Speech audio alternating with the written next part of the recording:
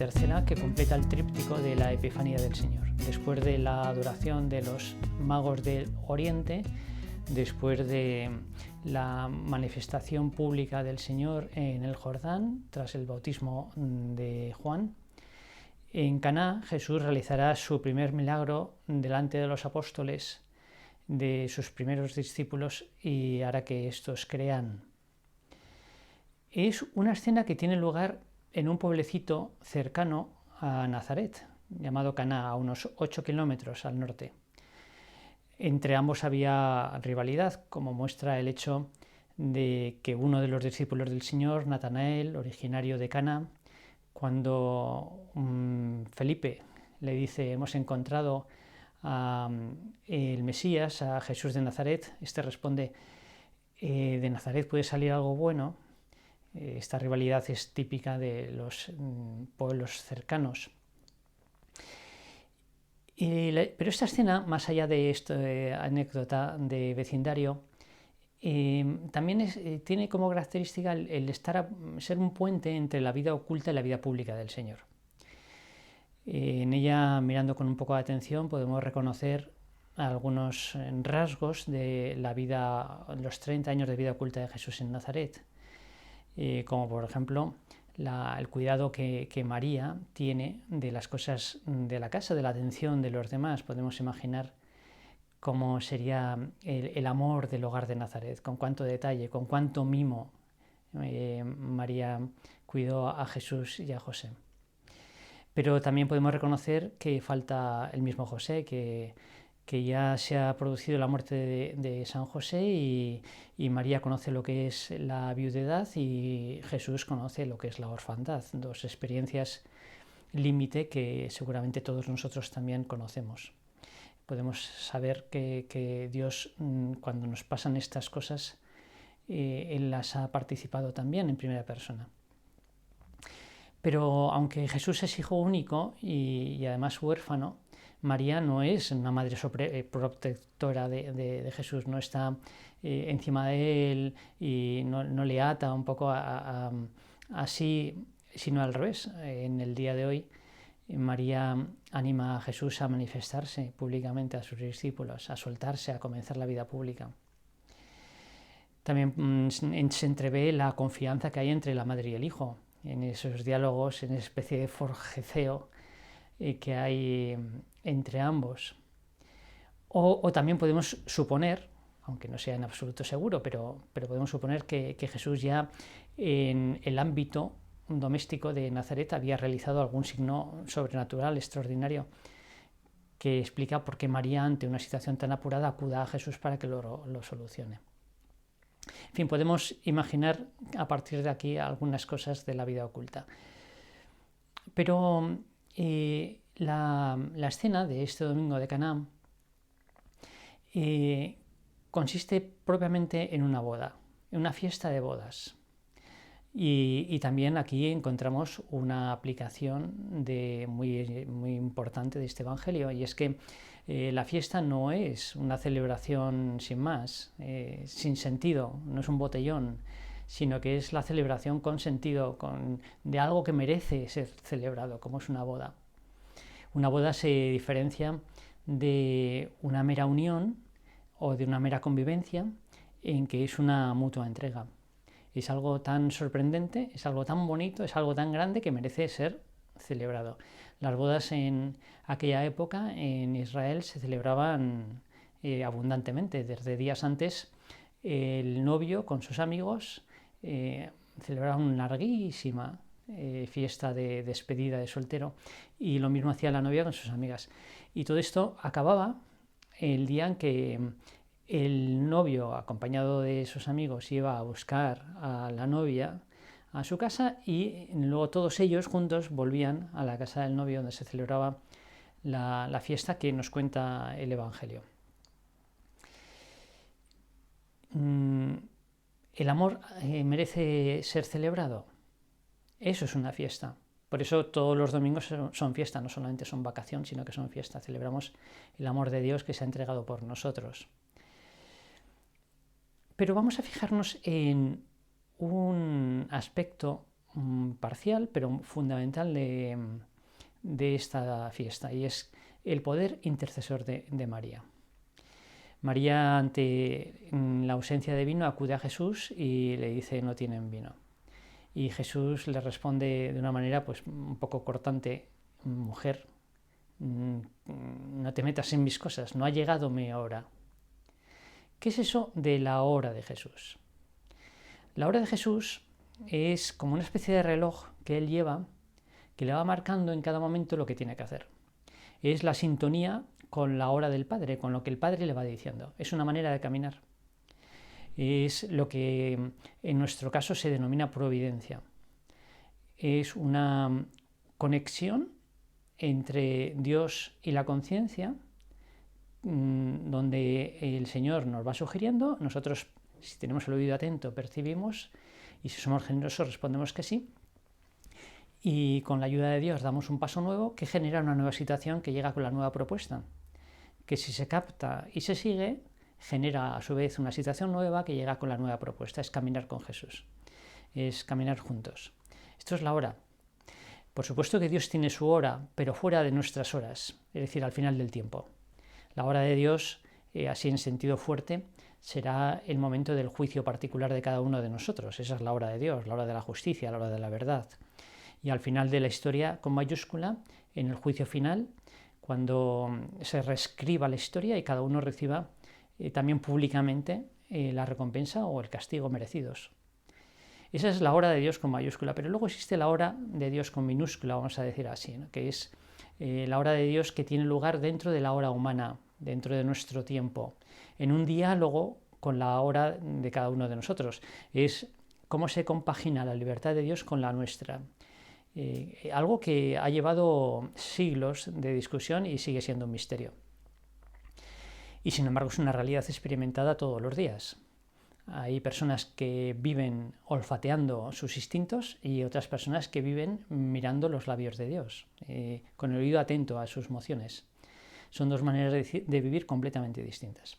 Y esto es lo que significa: no ha llegado mi hora. El Padre no ha indicado al Señor en este instante en que María le dice: no tienen vino, que comience su vida pública.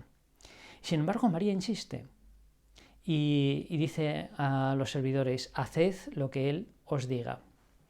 Y entonces el Señor les dice: llenad aquellas tinajas de agua. ¿Qué ha pasado? Pues ha pasado que el poder intercesor de María ha contribuido a que el Padre finalmente haya dicho al Señor: adelante. ¿No? La hora del poder intercesor de María, en este caso, se manifiesta en el Padre, no tanto en el Hijo. A Jesús, ante la insistencia de María, no es infiel al Padre, aunque no haya llegado su hora, actúa, no, sino que justamente la intervención de María, la insistencia de María, la fe de María, adelanta la hora del Padre, que indica a Jesús que actúe. Bueno, esto nos revela el papel que todos tenemos de intercesores, de mediadores. Dios, de manera muy sorprendente, nos ha creado libres, pero a la vez nos quiere santos. Y ese deseo de Dios no es un deseo lejano, sino activo, real. Dios actúa constantemente. Mi Padre actúa siempre y yo también actúo. Y Dios actúa en el mundo de muchas formas. Hay un milagro ordinario cada día, al salir el sol, al cumplirse las leyes de la física o de la química. Hay un milagro extraordinario cuando Dios interviene haciendo que esas leyes funcionen de otra manera. Pero también hay un milagro constante que ocurre en el ámbito de la libertad, del espíritu, donde ya las determinaciones físicas no funcionan. Dios nos ha creado libres y está orgullosísimo de nuestra libertad. Somos la obra predilecta de Dios, y así como en el Evangelio se encuentran milagros de todos los tipos, multiplicaciones de panes, dominio de los elementos de la naturaleza, resurrección de muertos, no hay ninguno donde el Señor obliga a nadie a ser bueno. Nuestra libertad es la autolimitación que Dios ha querido para su omnipotencia. Nos quiere libres con todas las consecuencias. Si queremos clavar a Dios en la cruz, vamos a poder hacerlo. Pero eso no significa que se cruce de brazos, sino que trabaja en las almas de manera delicada hasta el límite de nuestra libertad, nunca más allá. No obliga a nadie, pero hasta el límite de nuestra libertad sí. Y actúa con mociones, con experiencias límite, con la maduración que da el tiempo, con el ejemplo de los demás, con el buen ejemplo, y justamente con nuestra colaboración. Nos ha querido colaboradores suyos, igual que eligió a 12, pues a los cristianos estamos en este mundo, la Iglesia no existe porque los cristianos pues tengamos más fácil salvarnos, no lo tenemos más fácil, porque tenemos más responsabilidad. Estamos en el mundo porque el mundo nos necesita, porque el mundo necesita a Cristo. Nuestra dimensión apostólica, pastoral, no es nada añadido a nuestra vocación cristiana, es lo mismo. Y en esta mediación entre Dios y los hombres, en este ser puentes, en este adelantar la hora, en este interceder, en ese... esto evidentemente, por lo que ya he dicho, no significa que tengamos que, no sé, que ser mediadores que provoquen una intervención de Dios que obliga a todos a ser santos. Esto no va a ocurrir. Pero sí que podemos intervenir para que Dios multiplique sus gracias o para que se cumplan las gracias de Dios en las almas. Es decir, que Dios en su providencia cuenta con nosotros para que las cosas vayan mejor y que las almas se encuentren en el camino. Y esto lo conseguimos de dos maneras, como María en Caná. María actúa hacia el Padre y María actúa también hacia los hombres. Dice a los sirvientes, haced lo que Él os diga. Y la puerta de la libertad es batiente, se abre en las dos direcciones.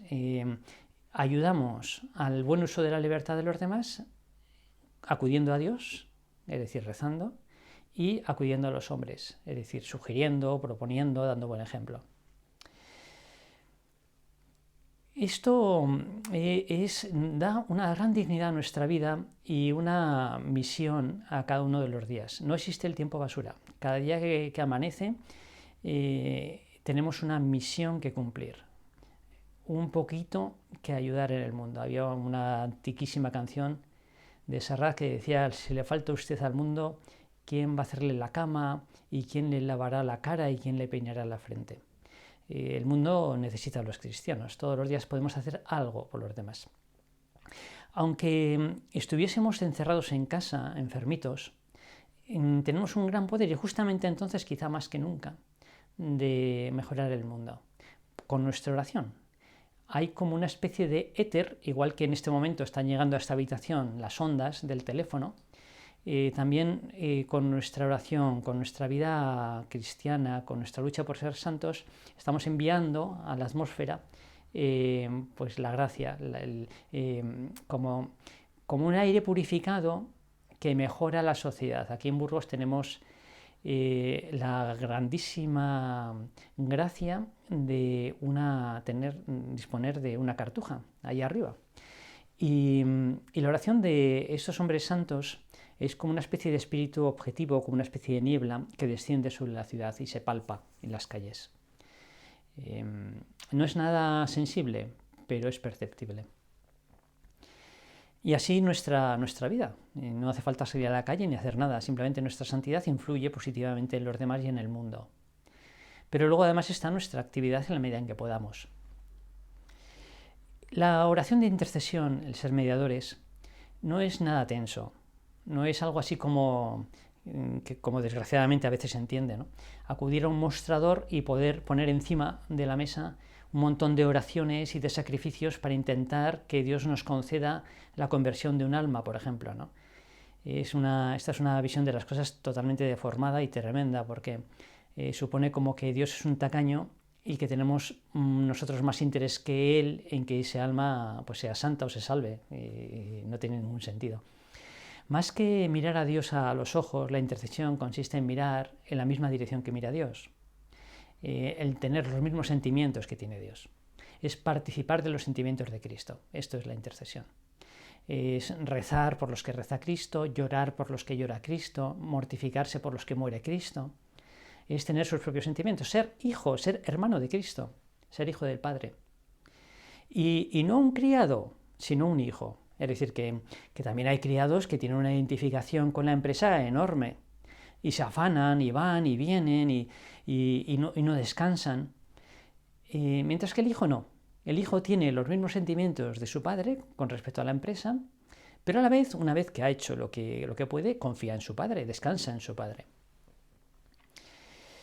Bien, así que aprendemos mirando a María en Caná, que tenemos una misión que cumplir en esta vida, cada uno de los días, muy, muy bonita, y que ante los problemas, a todos los niveles, mundial, en la iglesia, en la propia ciudad, en la familia, personales, ante los problemas ni somos los sheriff encargados de solucionarlos, porque no podemos, ni tampoco tenemos que cruzarnos de brazos, sino que tenemos una misión que cumplir que se podría resumir en tres aspectos o 3 pasos, como si fuese una especie de tutorial, ¿no? María nos enseña a hacerlo. En primer lugar, ante los problemas, hemos de procurar acudir al Señor. No tienen vino. Rezar. La oración es lo más grande que podemos hacer por el bien del mundo. Rezar. La oración tiene un grandísimo poder. Un poder oculto, imperceptible, pero trabaja justamente en el corazón, en el interior, por eso no es perceptible. En forma de luces, de determinaciones, de conversiones, en forma de dudas. Aquella persona que está lejos de Dios, que está lejos del bien y que le viene la duda de estar recorriendo el buen camino. La oración en primer lugar, por tanto. Ser muy rezadores, pero con mucha serenidad. En segundo lugar, el hacer lo que el Señor nos diga.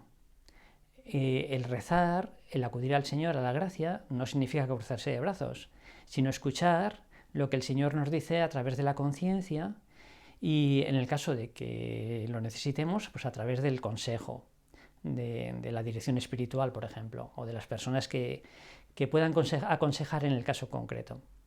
Y una vez que vemos lo que depende de nosotros, lo hacemos. Por los medios sobrenaturales no nos ahorramos ningún medio humano que podamos poner. Y en tercer lugar, una vez que ya hemos puesto los medios divinos y también humanos, confiar. Porque nada se escapa de la palma de la mano de Dios.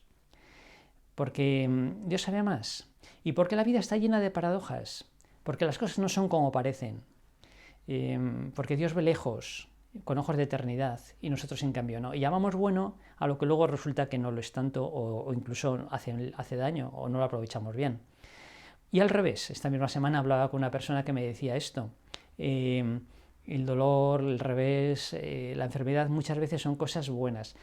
Y más que buenas son para bien, porque nos ponen los pies en la tierra, nos quitan mucha tontería, nos hacen recapacitar, nos hacen valorar lo que realmente importa.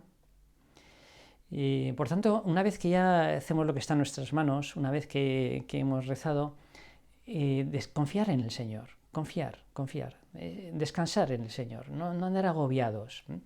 Benedicto XVI, en su primera encíclica, que nos escribió sobre el amor, y tiene 2 partes esta encíclica. Y la segunda está dirigida, la primera es más teórica sobre el amor, la segunda hacia la acción caritativa de la Iglesia. Y en el punto 35, hablando de los agentes de pastoral, Benedicto XVI describe muy bien, magistralmente, este equilibrio que tiene el hijo, que hace lo que puede, pero luego descansa en el Padre. Ni se cruza de brazos ni se agobia. Le aliviará saber que, en definitiva, él no es más que un instrumento en manos del Señor. Se liberará así de la presunción de tener que mejorar el mundo, algo siempre necesario, en primera persona y por sí solo. Siempre hay que mejorar el mundo, pero no en primera persona y por sí solo. Hará con humildad lo que le es posible y con humildad confiará el resto al Señor. Quien gobierna el mundo es Dios, no nosotros. Nosotros le ofrecemos nuestro servicio solo en lo que podemos y hasta que Él nos dé fuerzas. Y aquí se puede entrever lo que posteriormente iba a ocurrir, la dimisión del Papa de Benedicto XVI como Papa. Sin embargo, hacer todo lo que está en nuestras manos con las capacidades que tenemos es la tarea que mantiene siempre activo al siervo bueno de Jesucristo. Nos apremia el amor de Cristo. Es decir, que ni la soberbia de pretender cambiarlo todo y tener la solución de todo, ni tampoco la indolencia y el desamor de cruzarnos de brazos o de concedernos la tristeza. Bien, vamos a aprender, por tanto, de María en Caná. La madre de San José María tenía en su escudo familiar un lema que era alma calma, que se puede entender de esta manera, ¿no? Con alma y con calma, es decir, poniendo toda el alma, toda la oración, todos los medios, pero a la vez descansando a continuación en el Señor. Así hemos de aprender de María en Caná a comportarnos frente a las dificultades.